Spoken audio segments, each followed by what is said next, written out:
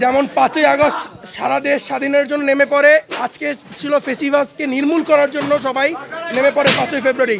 তারই ধারাবাহিকতা আজকে আমরা 6 ফেব্রুয়ারি এইখানে সারা বাংলাদেশে এভাবে যেভাবে শুরু হয়েছে, আমরা ফেসিবাদের যে মূল বা যে জ্বর সেটাকে কবর করে আসবো এবং ইনশাল্লাহ মুজিববাদকে কবর দেবো। এজন্য হচ্ছে আমাদের আজকের এই কর্মসূচি, যেখানে শুধু ছাত্র না, শুধু সকল ছাত্র জনতা সবাই একসাথে এক হয়ে এক ব্যানারে এই ফেসিবাদকে নির্মূল করতে নেমেছি।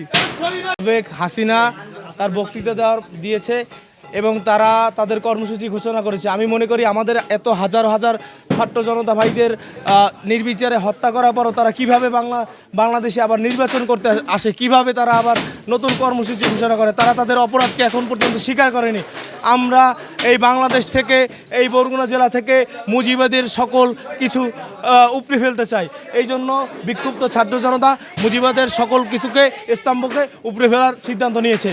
আমরা সেই অনুযায়ী বরগুনা জেলা ছাত্র জনতা মুজিবাদের সকল কিছু উপড়ে ফেলার সিদ্ধান্ত নিয়েছি। এই থেকে আমাদের আজকের এই কর্মসূচি।